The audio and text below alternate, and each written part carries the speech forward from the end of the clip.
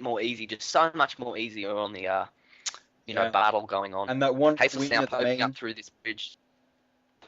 Yep. Sorry, and that one queen at the main has 185 energy. That's how many creep tumors is that? I can't even count that I high. know. Well, it's, what is it? I think it's 25. I mean, 2, 4, 6, 8, 8 creep 8 creep tumors. I mean, tumors. Just think about how purple the map would be if he'd gotten all those down. Wow. Oh, no, and it's pretty. Charge and Psystorm are both coming in for Tasteless. So he sees his opponent is sticking to this large biological ground army. I think that's a pretty good call. Yeah, it is. It definitely is. But I think really right now he should be just massing up more of an army as, not teching too hard for that, just really going focusing on the zealots. His army composition he's been working on now as NendiL is working off 3 bases and, within the next 2-3 minutes we're going to see NendiL really skyrocket in units.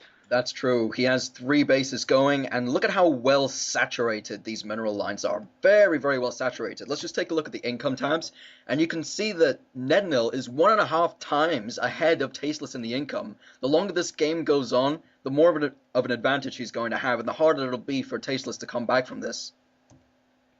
Yeah, I really want to make note of most scrap station maps games I've seen is the middle rocks have not been destroyed. So it's interesting NendiL now having to walk back and forward between this bridge and his 3rd expansion here just to make sure Tasteless does not get in behind his army and just start to go to town on his main and his natural. Absolutely, that's a really good point, actually, because a lot of the scrap station maps, most of the fighting happens around this Zelnaga watchtower, or Yeah. harassment between the 2 bases by air.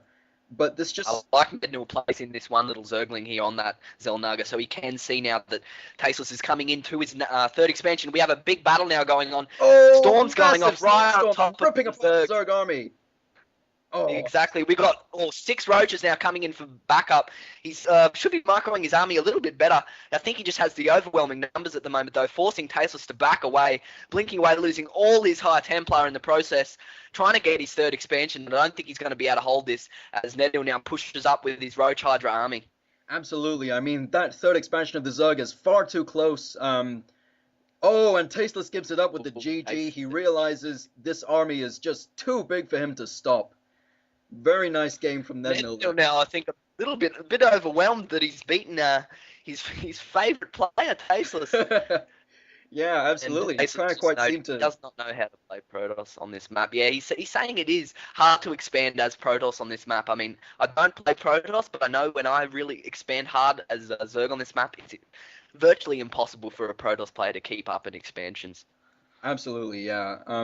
I've been in situations on this map where I can't even get across the halfway line because the Zerg is just harassing me so much with those Yeah. Mutalisks and with those Speedlings.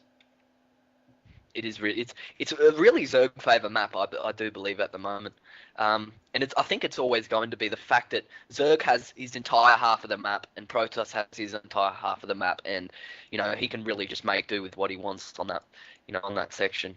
Yeah, and I mean, I'm just gonna pause the replay as we get to the end. Maybe we can discuss a few of the reasons, continue discussing a few of the reasons why this is the case, and maybe kind of come up with some ways to counter this. I mean, if we can think. Well, if you look, I mean, well, the fact is, Tasteless did go for that 4-gate early harassment and early pressure, and what's his name? I forgot it. NendiL really just dealt with that quite well, just massing roaches, which is exactly what you need to do.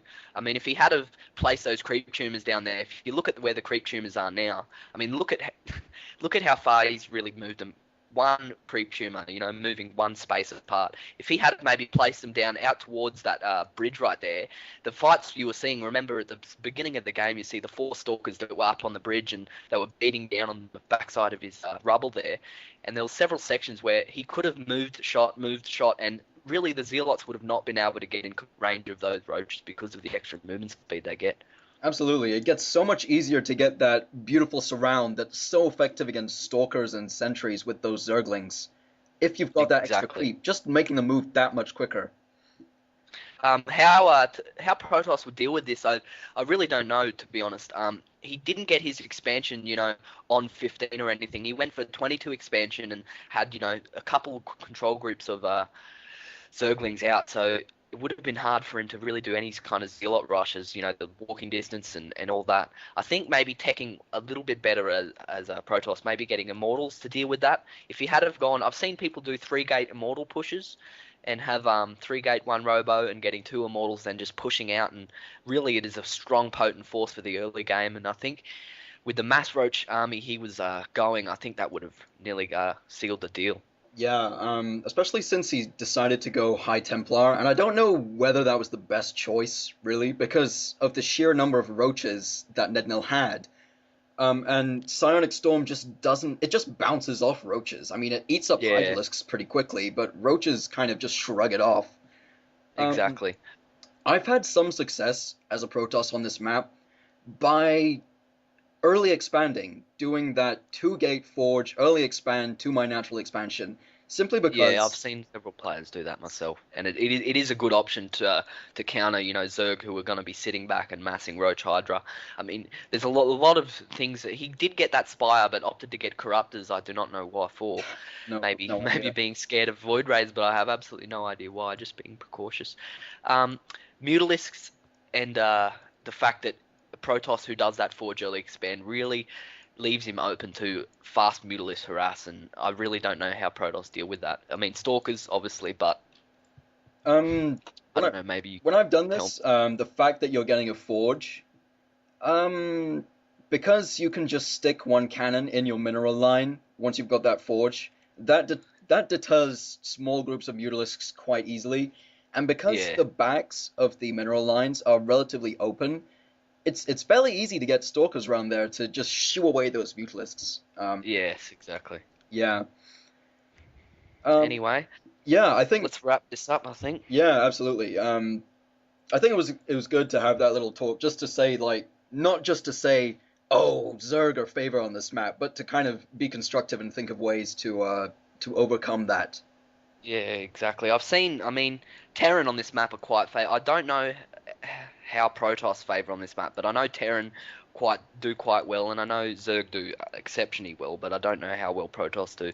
I mean, as I was saying, the Immortal and the maybe doing that Immortal push would help. Mhm. But I think, that's all I can come up with at the moment.